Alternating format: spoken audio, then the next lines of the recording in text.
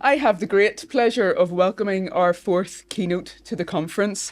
Dr. Tania Croix is a senior lecturer of sociology, youth and childhood from King's College London. Tania's background is in professional youth, community and play work. Her research focuses on youth services and how policy with professional and voluntary services interacts with young people's lives. Personally, I'm delighted that Tania agreed to be with us here at the conference. Within community youth work here at Ulster, we draw really heavily upon Tania's teachings in our classes because of the critical approach she takes to youth work, the value she places in open access youth work, and her caution over where and with whom youth work and youth workers align themselves. Her concerns and alternatives to measurement are another reason why she's a firm favourite with us at Community Youth Work at Ulster. And the fact that she's not afraid to mention hard work, magic and storytelling as legitimate and necessary part of what we do as youth workers. We're delighted to welcome Tania, Youth Work as Hard Work in Turbulent Times.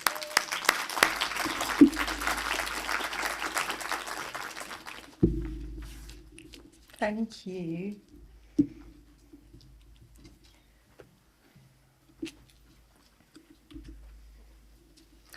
It takes 20 minutes to walk from my home in Hastings, a seaside town in southeast England, to the youth club where I volunteer as a youth worker on a Friday night. 20 minutes at hurrying pace, and I'm nearly always late.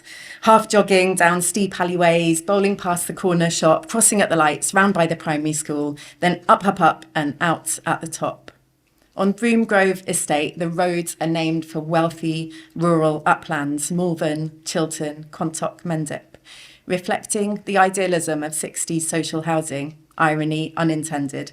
There are views of channel and countryside, and sometimes you can smell the sea. But this isn't England's pleasant land. The greens are strewn with litter from black bin bags ravaged by gulls and foxes, contents left to scatter in the wind. So it becomes normal, rustling through rubbish on the way to the precinct. There used to be a pub here, but now you meet your neighbours at the cost cutter with its huge selection of strange, useful items, its 16 surveillance cameras and full-length perspex screens at the counter. There's a laundrette and a friendly pharmacy. And last but not least, not KFC, but HFC, Hastings Fried Chicken, the only hot food around if your mum's working late when you get home from school or the credits run out on your prepayment meter. Hastings, where I live, is the poorest town in southeast England, and the youth club, open only 1 hour per week, is in its most disadvantaged neighbourhood. It's hard to talk about such places without echoing the sneer of Daily Mail articles, Britain's worst estates. I intend the opposite, of course, but it's easy to get it wrong, especially as an outsider. Even though I don't feel entirely outside, I'm not from here, but I grew up and lived as a young person and a young adult in low-rise hillside estates like this one, out of town, out of sight, out of mind, where writing seemed unlikely to change anything, and initiatives mostly made things worse. So we stay out of the limelight. If we must be left behind, then at least leave us alone. I'll step away from Broomgrove for a moment to just say a bit more about what I'm hoping to do in this talk and why I started where I did. How's the sound? It feels a bit echoey from here. Is it all right? Cool. It's hard to find the words to say what an awful year this has been. I'm looking back now on more than 30 years as a youth worker, the last 15 also getting into research and academia, and nearly 50 years of life on this planet, and I've only ever lived in turbulent times characterised by capitalism, its consistent, deliberate, systematic devastation of life. But this year has felt particularly bleak. We cannot talk or write of young people without thinking of the young people living impossible lives in Gaza, in Sudan, in the many places ravaged by the legacies of racial capitalism and oppressive systems of domination. In these times, we have no business doing business as usual. I don't know how it is for you, but at times this turbulence, it stops my thinking. Other times turbulence seeps in, whether invited or not. Liberatory movements have taught us that the political always interacts with the personal, the structural with the everyday. For me, my personal has sometimes been all about taking action, At other times, I've been floored by depression, anxiety, despair. And everything's related, of course, mental health shaped by the social and political context we live in, a context of genocide, violence, ecocide, racial capitalism, transphobia, patriarchy, ableism, the continuing growth of the far right that we're seeing at the moment. And partly shaped, of course, by our childhood experiences, for many of us by growing up in poverty in families and communities that were heavily under-resourced. My research and this talk don't directly focus on this devastating global context, nor on personal experiences of mental health. But when I was writing this talk, it didn't feel possible to bracket any of this off either. And one of my kind of provisional or current ways of not bracketing off what feels irresolvable, painful, unthinkable has been to re-engage with more creative forms of writing, bringing together the emotional and the political, the personal and the professional. Writing for myself outside of work, fiction, poems, personal essay. Don't worry, I'm not going to share a poem. But with no publication strategy, no Harvard referencing, no regard to the research excellence framework. Writing outside of work, and yet, of course, the politics always seeps in, and so does youth work. And of course, there's a long tradition of creativity and narrative writing within and related to academic writing. Crucially, these come from communities that have been the most harmed by dominant forms of knowledge production. It's not that I see creative and reflective writing as a sufficient response to political events. Personally, political engagement sometimes inspires me to write, but often it stops my writing in its tracks. This has been true since I was young. As a child, I loved creative writing, but in becoming political as a teenager, writing increasingly felt irrelevant.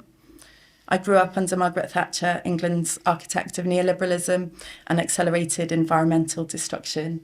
I was inspired by the miners' strike and poll tax riots I saw on TV, and I started seeing injustice everywhere. At school, in my family, on the hill where I walked my dog, where a big road was going to be built through our community. I didn't go to university. I didn't want to go. Writing and studying felt indulgent, irrelevant. So when I left school, I threw myself into anarchist and environmental activism, and I was looking for work, but it was a time of high youth unemployment. I couldn't find work in the cleaning jobs and the shop work that my mum was doing, let alone anything else. So I started volunteering, and that's how I ended up as a play worker and a youth worker. At that time, I believed we needed action, not words. And as an aside, I'm quite grateful there's hardly any evidence of my zealous activist past, because I was a bit embarrassing. But there is a short clip online. You won't be able to find it because it's not got my name. But I'm 19 and I'm storming a climate conference desk, and this guy is talking, and he's probably quite a nice guy, I don't know. But anyway, I'm storming up and I rip his paper and I'm saying, when I'm your age, there won't be a world for us to save, and we've had enough of your words and we need action. And I realise the irony now that my work is about words rather than action. I did fall back in love with writing through studying as a mature student. I am grateful and very surprised at the unexpected turn my life took, and that I get to write and teach as part of my job, much as I find academia sort of offensive, horrendous and impossible. So in the context of the turbulent times that were referenced in the conference blurb, and acknowledging the limits of writing and research, rather than offering a traditional research structured presentation, I wanted to include some excerpts of my sort of personal reflective writing, even if it doesn't quite fit, as well as sharing some research data as well, which I will do in the second half. And I resonate with Maggie Nelson's words that most of my writing, or speaking in this case, usually feels like a bad idea, but I hope some of the themes and ideas connect with some of you. So in this first half of the talk, I'm reflecting on youth work as heart work. And in the second half, I'll share some data from my recent research with Louise Doherty on youth work's value and evaluation. So before going further, I know there are many youth workers and youth work writers in this room, but I also know youth work is not a term that's familiar to everyone, and I want to take a minute to explain how I understand it. Youth work is a form of informal education in which youth workers and young people create spaces together where they can spend time, learn informally through conversation, relationships and activities. And I'm specifically interested in what we increasingly call open youth work. We love this term, open, because it's about youth work that as a practice encourages young people to get involved on a voluntary basis. It's their choice rather than being referred or targeted or compelled to take part. The openness is also about being open and youth-centred in terms of timescale, how long you take part, whether you want to come or not, content and what happens, and also outcome. It's not got a pre-specified outcome. It's whatever young people bring and want to do. Usually it takes place in purpose-built youth clubs, increasingly more shared spaces, community centres and so on, or outdoors in neighbourhoods, on the streets and in parks. The young people who take part are usually teenagers, but it varies. There's often a lot of flexibility. There's often quite a wide age range, although not as wide as Maysoon's presentation, where 50-year-olds were counted as young people. In England, it's usually 13 to 19 or 13 to 25. It does vary a bit in different countries. Youth work can be a profession. There are professionally accredited university degrees and training, such as the Community Youth Work BSc here at Ulster. In some countries, there isn't such a thing as kind of a youth work qualification, but it might be part of social work, or it can be volunteer-led or youth-led. I first heard the word heart work that I've used in the title of this talk from a collaborator and friend, Milka Fisiha, who's a youth and equity professional a couple of years ago. I'd not heard this specific term, heart work, before, or not in relation to youth work. I had been interested for a long time in love and emotions in youth work, and I wrote about love and passion for youth work as part of my PhD more than 10 years ago, thinking about the ideas of emotional labour, Ali Hochschild, and the work of Sarah Ahmed and Eve Sedgwick. My PhD explored how part-time youth workers experience their work in a changing policy context. And those youth workers were doing most of the face-to-face work with young people, while also being the most junior, often in very precarious positions. And the research took place just after the election in 2010 of the right-wing coalition government in the UK. It was based mainly in England, and I have to say that the effects have been different in the different nations of the UK.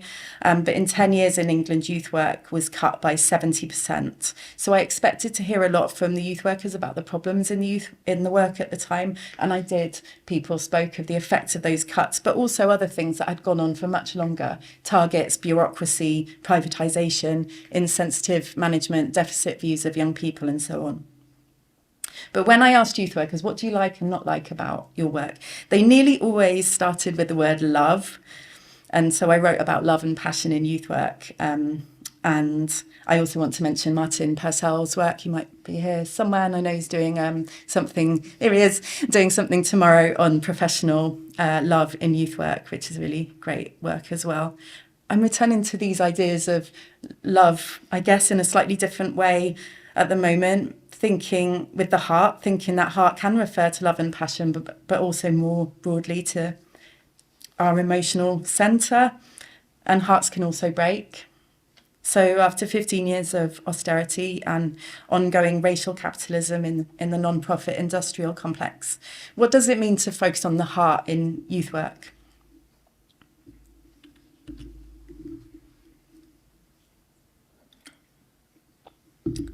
Here, I want to think about youth work and perhaps youth research in conversation with Gargi Bhattacharya's We, the Heartbroken. This is a beautiful book about the necessity of moving towards the collective in relation to grief in the context of racial capitalism. And I'll read this quotation. "We're broken-hearted not only because of loss, but also because of knowledge. Not only because life ends, but also because life disappoints. And most of all, not only because into each life some rain must fall, but also because the deluge washing away the possibilities of human life sweeps down generations, reducing us all. Heartbrokenness is a way, quote, to capture the sorrow that moves between individual grief and all that's so broken in the world. It's a necessary and unavoidable aspect of politics, and it operates partially by making us unknowable to each other, but also contains the potential for collective action coming together. So I'm wondering, what if we foreground or centre the heart in our understandings of work with young people? if we think about what is heartfelt, heartbreaking and heartful perhaps. Not that that's a better way necessarily to understand youth work, but because heartbreak and grief, which are not always the same thing, both figure in youth work. I'm not planning on sharing a lot of heartbreaking stories. As Gargi Bhattacharya writes, we need to be careful of wearing personal grief as a badge of honour. And the point really is how normal it is. But briefly and without much detail, I want to remember a young person I knew when I was a street-based youth worker. He didn't used to talk much, but he smiled a lot, hated school, but was valued as a friend. And he had a really loving family. He joined in with everything we did as youth workers, discussions, social action, weekends away. He was great in team challenges, getting over walls and all those kinds of things. We were working in an area of so-called gang activity and he'd been sent to prison. Within days of being released, he was tragically killed. I think he was 15. And I remember going to tell my manager, who was a really experienced, fantastic youth worker, a manager who'd grown up and lived in a similar nearby area. He was a really supportive and empowering person, so maybe I'd expected advice or sympathy, and maybe I got them. What I remember is how he looked at me hard, and the words I recall him saying were, "I have been to more funerals than I can count." I took these words to mean something like, if you're going to do this work, get used to it. And I wonder if it was also something like, do not ask me, a black man who grew up here, to look after you, get your support elsewhere. And if that's what he was saying, that's fair. I didn't grow up in that city and one day I would leave. Even though I had experienced plenty of what they now call adverse childhood experiences in my own childhood and youth, as a white young woman, my visible heartbreak wasn't the risk it would have been for him. Probably, like my tears for Gaza now, seems somehow beside the point or out of place, the luxury of the outsider, a distraction from what needs to be done. I don't know, but I do know I didn't do the work of finding support elsewhere. Nothing was set up for it. I'm not sure things are much better now for all the talk of trauma-informed practice. And for many youth workers, it happens again and again. Perhaps some of us here, whether through our work or personal and family circumstances or political lives, as well as tragedies as the risks to those we work with, both in their everyday lives and when they're with us. We've seen some awful tragedies recently. I remember another time during a youth work session when two masked men came into the room where I was working with some young people, and they threatened me with what they said was a gun in a carrier bag. I don't know if it was they'd seen me collecting money for a trip we were going to be going on the next week. Luckily, they left for whatever reason. We just carried on. We just got on with the session. I don't think we reported it or mentioned it again. And there is a certain expectation and even celebration of normalising these things in youth work, of kind of bravado, I suppose, and sometimes it's a good coping strategy to normalise it, to cry and laugh maybe, but primarily keep going. But I'm not sure where it leaves us. Gargi Bhattacharya says, when we try to tidy up, squash down or split off our heartbreak from all the other heartbreaks, we endanger our sense that this cannot go on. In the youth work world, there's another prominent focus of our heartbreak, and that's the loss of youth work itself. And I've written about this recently with my colleague Louise Doherty in an article that will come out soon in Journal of Education Policy, where we draw on theories of social haunting, Avery Gordon's work, and some youth studies scholars here in the UK as well. We can't equate these disparate forms of heartbreak and mourning, and we need to be mindful, as I've indicated, of our positionality. But I want to think together about possible directions for heartful thinking as part of politically engaged practice in working with young people, whether as youth workers or youth researchers, about what is loved about youth work that can be defended and reignited, but what we also might need to engage with our hearts to change. And I'll talk about some of this shortly. But I wanted to bookend this first half of the talk by returning to the housing estate where I'm volunteering as a youth worker, to feel by walking, to think about our everyday emotional entanglements of space and place, how we experience these in our present and in our past as children and young people, to consider how our engagement with young people might relate to our own biographies and memories, our feelings, emotions, and the places and spaces where we live, love, and work. Walking through the estate, there's an atmosphere of abandonment, far from the tourists in the old town. 2 miles to beach, town centre or hospital, which is an hour's walk with the steep hills. Not easy with kids, impairments or illness. People muddle through with old cars, shared lifts, taxis and the occasional expensive bus. Safe from gentrification, but not from its costs. The welfare state feels shaky here and probably always has. The estate was built on land known as Tin Town for its makeshift steel houses, cold in winter, hot in summer, that had themselves sprung up around a large complex of workhouses. This was an industrial area dominated by a large power station. It's dismantled now, leaving land contaminated after 30,000 scrap tyres caught fire, a profit-making opportunity for developers. When the estate was built in the 1960s, there was still a place at the top of the hill for tying donkeys. Families moved in before it was finished, construction delayed by unstable slopes and unexpected watercourses. Decades later, it still feels unfinished. Damp and mould, dereliction, playgrounds with missing equipment. If something's broken, it stays broken. The natural reseeding landscape sign is unconvincing. These lawns were never prioritised for municipal mowing, even before the rewilding fashion. There's a protective thing the body does in places where troubles and traumas are concentrated, left to simmer and mingle. A tautness of the skin, shallow breathing, keeping wits about you. You get used to it, and the tightness sometimes feels like safety.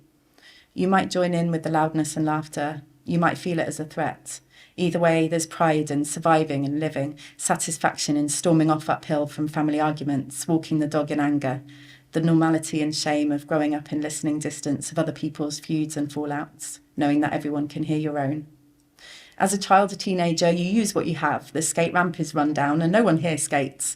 But if you throw your body fast enough down one side, the momentum helps you pull yourself up the other, or hang out underneath when it's raining, or when you need the privacy that a partial shelter can bring when you're 15 and you share a bedroom and you've fallen out with everyone at home.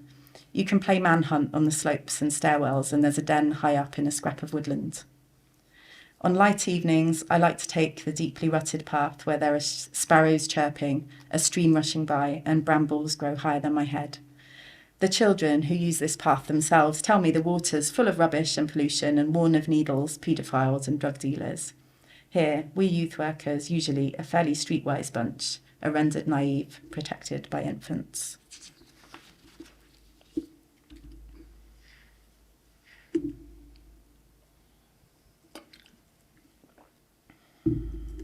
I wanted to include in this talk some elements I was sort of uncertain of, so including something of myself, some slightly different writing, some embodied and less conscious understandings and engagements with youth work and young people's lives and the spaces and places where they live.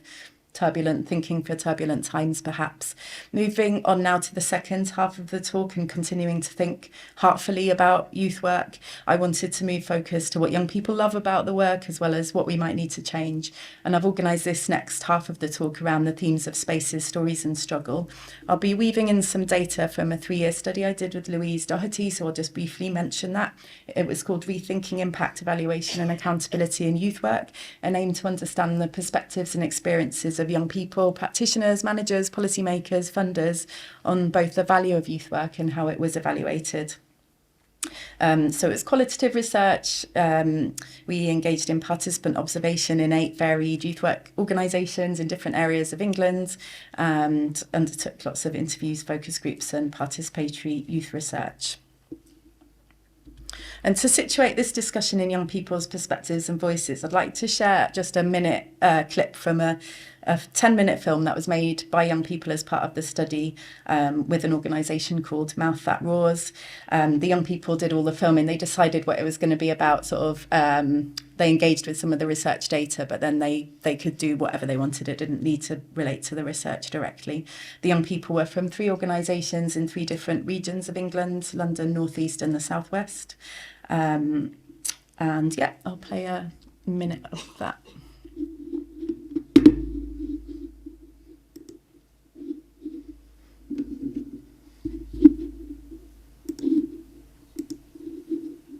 I come to youth club because it helps more with my social life and my mental health. It's more fun than being at home a lot of the time. I'd probably sat at home right now watching my phone and just be laid in my bed, which is not good for you. If this wasn't here, it would probably be like quite boring. Yeah, there's not much to do. It teaches you new things a lot every day. I've made loads of new friends in all here. I hang out with my friends and I can just get away from screens. Because it gives me a place to go and I really can't deal with like being anywhere else. It's special to meet people, just to know that you can be friends with everyone without being judged. If it didn't for me, I'd just be sat at home, bored, in the house, doing nothing, and probably getting in trouble. It's helped me get through a rough stage in my life where like I've been really sad, and like just coming here makes me, you know, feel free.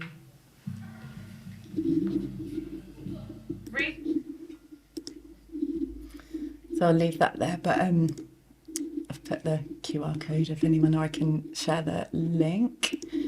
Oh, okay, sorry.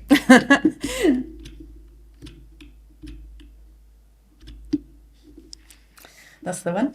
I think there's something really striking about the way young people talked about youth work, and they decided what they wanted to emphasise, not just in how much they value their youth clubs and youth workers, but also the kind of reasons they give. They're not speaking of youth work as something that kind of keeps them off the streets. They all have different reasons. It's nothing to do with employability or whatever the government's funding at the moment, or exam grades or anything that could be measured as an outcome.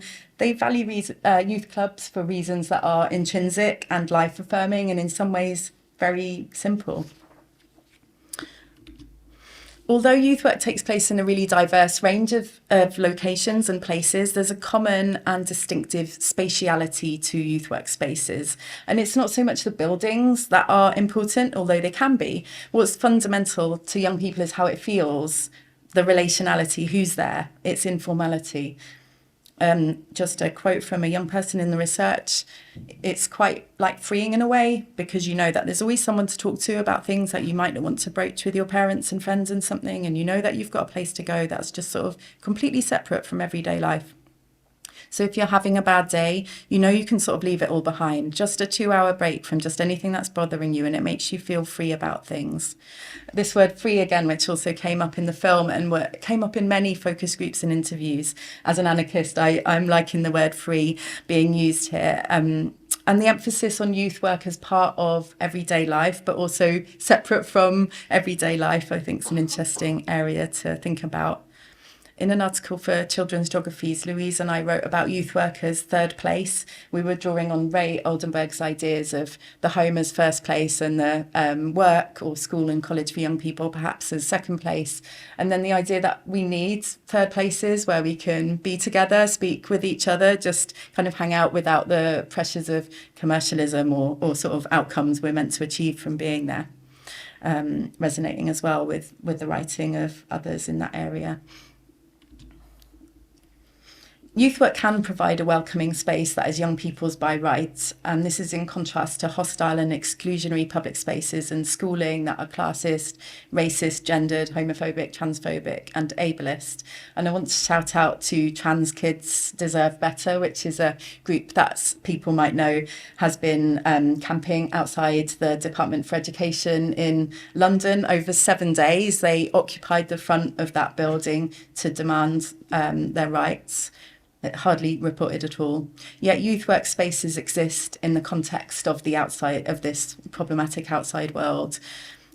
So, for example, one of the youth clubs where we did research was located on a housing estate in a block of flats, and it brought the predominantly black members of that youth club into conflict with the police. So Jasmine, a very young person who was very committed to that youth centre, said, "We get police reports every day, then the police come and intimidate young people. It just makes it uncomfortable for young people to come. If police are here every day, I'm not coming. I don't need the grief, you know. I can just go somewhere else. Fuck that." Youth work cannot erase oppressive wider environments simply by being there. It also needs to engage young people and youth workers in reflection and potentially action on inequalities and on changing their worlds. But youth work's increasingly grounded in neoliberal logics of self-improvement. And this change has been going on for much longer. And entrenched in the neoliberal state. And Maysoon Sukareya, who spoke yesterday, and Sue Arkwon, who's also here and presented yesterday, have written on these important things. And this neoliberalism in youth work is enabled and incentivised by dominant approaches to impact measurement, which requires these kind of standardised programmes where young people's outcomes are expressed as social return on investment. I'm not going to talk at length about this study and about impact measurement and evaluation. It is my pet topic if anyone wants to grab me later or another time, but I'm also aware some people here have kind of heard me ramble on about that before. So just to say briefly that increasingly larger government programmes and some smaller charitable contracts and grants come with requirements to prove outcomes, often using standardised, validated tools from psychology that are completely inappropriate in a youth work setting. Young people and youth workers found them really problematic. And just one quotation, Luna saying, "Some days you don't really want to think about that question and it can make you think too far into it. And then you can be left thinking about it for the rest of the day. Sometimes the things that it says on those questionnaires can actually give you ideas instead of helping you." So instead of that, I would celebrate traditions of youth work evaluation rooted in a critical evaluation of practice. And our chair, Gail Neal, has written with Debs Owen, who might be here somewhere as well, about that on Critical Voice Northern Ireland in a really lovely blog piece. Young people and youth workers repeatedly told us that evaluation in youth work should be reflective, should be about stories, experiences and creative expression, not numbers, spreadsheets and paperwork. And I'm particularly interested in youth workers' stories, and I'll mention a few examples shortly. But of course, we do need to also reflect critically on stories, especially if they're sort of reused or reframed for evaluation. So just a few critical questions about stories. Youth workers ask the question, are they going to count? If we write these stories or tell these stories, do they even get counted by funders? And there is this perception that's quite right, really, that funders will prefer quantitative indicators. Certain powerful funders do require specific measures, and this is particularly advanced and perpetuated in the international development field, and then it's kind of reinvented in really quite small grassroots organisations asking for funding for like really, general youth work, but then they suddenly have to sort of remake this youth work as if it's something completely different. We spoke to policymakers in our research, and even policymakers and funders thought this was really problematic. But there is this preference for quantitative data and the idea that there's the randomised control trials are the gold standard. So youth workers understandably feel we could put all this effort into telling stories and they won't be taken seriously. We're going to need to still prove it using numbers. And I think this goes along then with a real lack of confidence amongst many of us as youth workers in both numbers and stories. So youth workers and young people, of course, have often had really negative experiences of schooling. A high number of youth workers have dyslexia, just as an example. Evaluation and impact measurement is a class issue, it's a race issue, it's an ableism issue. But I think this means it's all the more important to hear stories from groups, from youth workers and from young people who are too often marginalised from knowledge production. And I suppose in that work, it's some of the things that some of us have been thinking about are encouraging youth workers and young people to tell stories, but how can we do that in ways that avoid that sort of dominant genre of either deficit narratives, saviour complexes, the tropes of victim and rescuer? There's also the question of whose story is it to tell, supporting youth workers to tell young people's stories. Can that ever be right? And also, even if we reframe it as youth workers telling their own stories of practice, how much of our own kind of possibly heartbroken stories do we feel ready to share, and for what purpose? Nevertheless, I do want to mention a few projects that I've been really grateful to be involved in alongside other researchers and youth workers. Because I think despite these challenges, there are powerful arguments to support youth workers and young people to tell youth work stories. I just had the pleasure in being in a coffee and conversation session run by Critical Voice Northern Ireland, discussing youth work. And I think it was Liz McArdle who said, if we don't write about our knowledge, no one else will write it. Oh, someone else, that's the problem. Someone else will write about it for us. And I think this is true. So the things I wanted to mention are a project that happened more than a decade ago now. This is Youth Work Stories from Practice. And this was an organisation called In Defence of Youth Work that a few of us in this room were part of, a grassroots campaign that formed in 2009 to challenge the neoliberal direction of youth work. So defend youth services against the cuts, but also against the targeted frameworks and these kinds of things. And Bernard Davies led an initiative that some of us here were involved in to gather stories of practice. The whole point of it was that the stories would represent the diverse impact of youth work in all its complexity, not a kind of fake linear story, but something a bit more nuanced. The book was printed by youth work trade unions and distributed to policymakers and decision makers. Don't know if it affected policy in any way, but what it did do is led to hundreds of conversations and workshops with youth workers, which were, I think, really valuable. Another example of kind of different forms of writing by youth workers. Janet Batsleer led a project called Youth Work in Times of COVID-19, and it was linked to the Mass Observation Project, which some people might know about in Sussex University. And here, some of those of us, the collective of us involved in this, we invited youth workers to write a diary every month, and it was a diary from when we got up in the morning till when we went to bed that day, and it was just one day a month. And I think doing that diary, many of us felt kind of liberated from that idea of telling a story of a young person's story through youth work. It was a different kind of writing, and we got some really different kind of styles of writing. I think we all felt we developed our writing as we went through it. And thirdly, I wanted to mention some current work with Maki Hiratsuka, who leads really collaborative project with youth workers and researchers in Japan. Some of us are trying to sort of mirror it here in the UK and work collaboratively together to write stories of practice for the purposes of critical reflection on practice, and also sort of communicating what youth work is to people who might not know what it is. So I'm coming to my final theme. Inevitably, I'm running out of time, and I always do this. And I think what I always seem to do, and I don't know if anyone else resonates with this, is leave resistance, struggle, and hope to the end when I'm already kind of speaking too fast. And I wonder if it's some kind of subconscious fear of hope, of thinking differently in a world where struggle and hope are kind of hard to think and hard to imagine. And yet we struggle, we hope. In our Rethinking Impact study, youth workers and young people were really outspoken in stating their support for youth work to be supported in policy. So we asked them what they'd say to policymakers. And for example, Joel, a volunteer, said, "Get from behind your desk and computer screen and come and look at it yourself. Then you'll realise that actually youth work has a massive impact on the lives of young people." And Isaac, a young person, summed it up: "Stop cutting our bloody funding, thank you."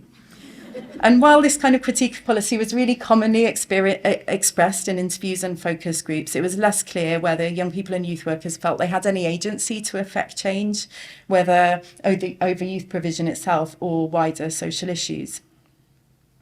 And there's a kind of tension here as well, because often those of us who love youth work, we find ourselves celebrating and defending youth work, while also knowing that youth work has its problems, that we're engaged in struggle within youth work itself. That's not about the behavioural modification model. That's not about the creation of the neoliberal self. So youth work and in defence of youth work's wording, that is volatile and voluntary, creative and collective, and association and conversation without guarantees.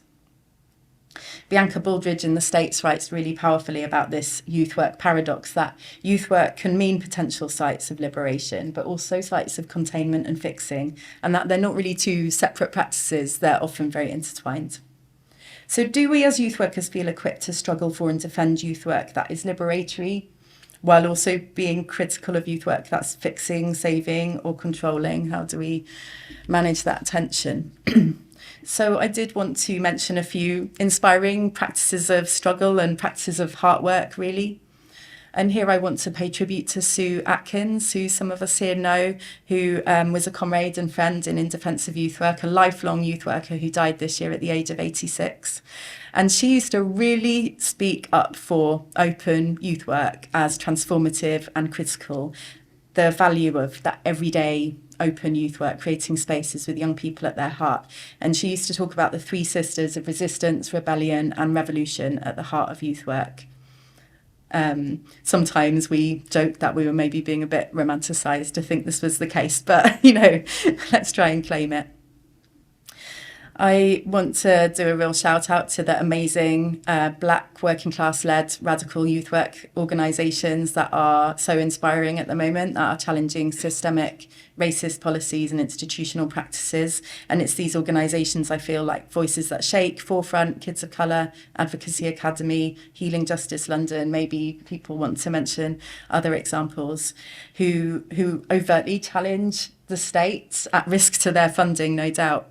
Forefront saying the only system we have to deal with conflict and harm in society is itself a source of conflict and harm.